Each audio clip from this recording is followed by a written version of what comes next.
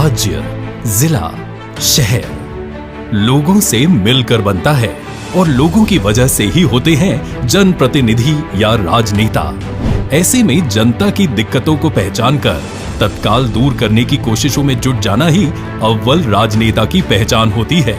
प्रधानमंत्री नरेंद्र मोदी जी ऐसे ही नेता हैं और उनके नेतृत्व में जब लोगों के हितों के लिए काम करने की बात होती है तो हाईवे मैन ऑफ इंडिया यानी नितिन गडकरी जी इसमें सबसे आगे खड़े दिखते हैं। अकोला शहर के लोगों की दिक्कतों को दूर करने के लिए केंद्रीय सड़क परिवहन और राजमार्ग मंत्री नितिन गडकरी जी का जो विजन था वो अब साकार हो गया है।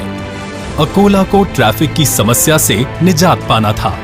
शहर को बेहतर कनेक्टिविटी के साथ साथ सौंदर्यीकरण की भी आस थी। नितिन गडकरी जी के मार्गदर्शन में इस आस को वास्तविकता में तब्दील कर दिया गया।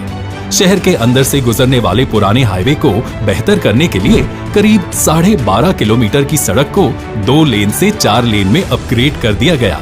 साथ ही शहर के बीच से जाने वाले NH-53 पर 2 फ्लाईओवर का निर्माण किया गया।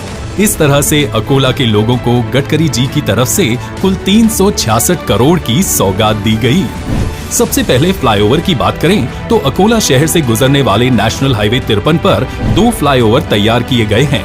3 रैम्प के साथ बनने वाला फ्लाईओवर एक शहर के रेलवे स्टेशन से शुरू होता है और सेंट्रल जेल पर खत्म होता है।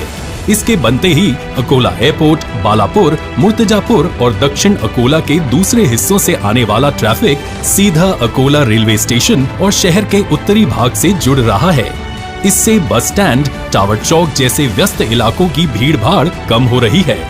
साथ ही अंडरपास बन जाने से अकोला के पुराने शहर और MG रोड से ट्रैफिक सीधे टावर चौक और रेलवे स्टेशन की ओर जा सकता है और फ्लाईओवर के बीच में बने रैम्प की वजह से ये फ्लाईओवर अशोक वाटिका चौक, नेहरू पार्क चौक, collector office, bus stand, tower चौक की ट्रैफिक के लिए भी सुलभ है। मतलब ये है कि अकोला शहर के व्यस्तम इलाकों में जो भीड़ लगती थी, जो ट्रैफिक जाम होता था, उससे छुटकारा पाने का समय आ गया है। दूसरे फ्लाईओवर की बात करें तो ये NCC कार्यालय के पास से शुरू होता है और निमवाड़ा चौक पर खत्म होता है। इसलिए दक्षता नगर चौक या सिंधी कैंप चौक पर ट्रैफिक को ये कम करता है। फ्लाईओवर 1 और 2 को मिलाकर इस प्रोजेक्ट की कुल लंबाई 4.8 किलोमीटर की है। दोनों साइड को मिलाकर इसमें 9.6 किलोमीटर का सर्विस रोड है और इस प्रोजेक्ट को 203 करोड़ की लागत से बनाया गया है।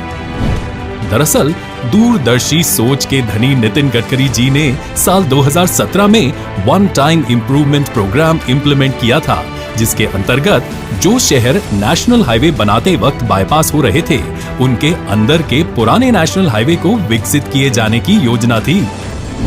अब अकोला की बात करें तो नेशनल हाईवे 53 तो शहर के बाहर से निकल जाता है, लेकिन शहर के अंदर से जाने वाले पुराने हाईवे को और विकसित करने की योजना थी। शहर के अंदरूनी हिस्सों में करीब 12.5 किलोमीटर की सड़क को विकसित किया गया। रोड को 2 लेन से पेव्ड शोल्डर के साथ 4 लेन में बदला गया। 2 लेन से 4 लेन रोड बनाने का ये काम शिवार, PKV चौक, नेहरू पार्क चौक, दक्षता नगर चौक, निमवाड़ी चौक, वाशिम बाईपास से होते हुए रिधौरा बाईपास रोड तक किया गया है। 7 मीटर चौड़े BT रोड से 4 लेन सीमेंट कंक्रीट रोड में तब्दील करने की कुल लागत 163 करोड़ रुपए है। इस रोड से NH-53 से अकोला शहर की ओर जाने वाले ट्रैफिक का प्रबंधन किया जा सकेगा, जिससे सुचारू रूप से आवाजाही हो सकेगी। वैसे अकोला जिले के लिए गडकरी जी का खास स्नेह रहा है। ऐसे में जिले को बेहतर कनेक्टिविटी देने के लिए चारों दिशाओं से नेशनल हाईवे से जोड़ दिया गया है।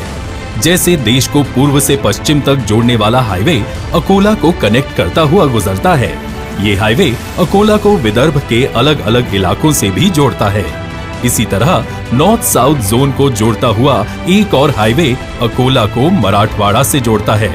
इसी हाईवे से अकोला के लोग परली वैजनाथ और औंधा नागनाथ जैसे धार्मिक स्थलों तक जाते हैं।